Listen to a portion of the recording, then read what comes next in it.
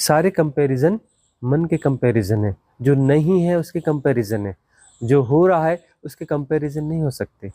ठहरे हुए के कंपैरिजन हो सकते हैं, जो हो रहा है उसके कैसे कंपैरिजन होंगे भाई?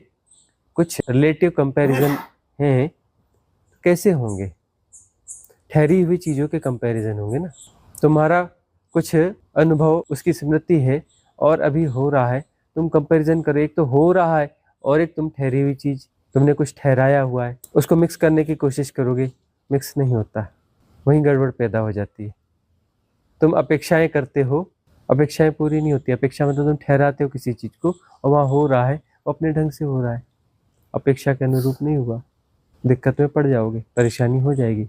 ठहराने की कोशिश से तुम अपना माया जाल बुनते हो, अपने आप को फंसाते हो। मैं मजबूत होता है, मैं जो है मजबूत होता है ठहराने की कोशिश से।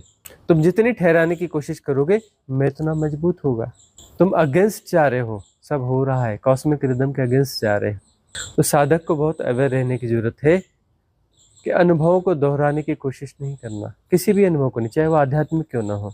अपने से आ रहा है ठीक है ना, अनुभव अपने से आता है ठीक है, अपने से ठहरता है ठीक है, अपने से जाता है ठीक है, चला गया तो भी ठीक है, आ रहा है तो भी ठीक है, ठहरा हुआ है तो ठीक है। यदि वो आ रहा है बार बार, उसमें रस नहीं लेना, तुम रस नहीं लेना, उससे रस जनरेट होगा, वो जो रस जनरेट होगा वह आनंद होगा। तुम जो रस जनरेट करोगे वह वासना का रस होगा। तुम जो रस जनरेट करोगे, तुमसे जो रस जनरेट होगा वह वासना का रस है। वह क्या है? एक्साइटमेंट जैसा कुछ है। तुम यदि कुछ नहीं करोगे तो उससे रस जनरेट होता है, सब हो रहा है वह रसपूर्ण है, सब हो रहा है वह रसपूर्ण है, वह आनंद है, आनंद हो रहा है, रस हो रहा है, वह रसपूर्ण है, सब हो रहा है। और यदि वह दोबारा से आ रहा है तो तुम्हारे लिए दोबारा से नहीं आ रहा है, क्योंकि तुम कैलकुलेशन में हो ही नहीं। यदि तुम कैलकुलेशन में हो ही नहीं तो दोबारा कैसे? वो दोबारा कहाँ से आया? कोई अनुभव घटा और फिर से आया, तो फिर से आया का मतलब मन है।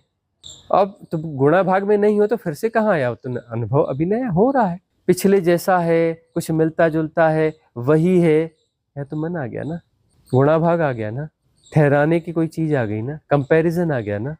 तो अनुभव हो रहा है, हमेशा नया अनुभव है। अब उसे अनुभव कैसे कहोगे?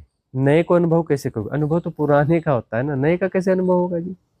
अनुभव का मतलब पुराना, अनुभव का मतलब पुराने से कंपैरिजन कर रहे हो तो वह अनुभव है।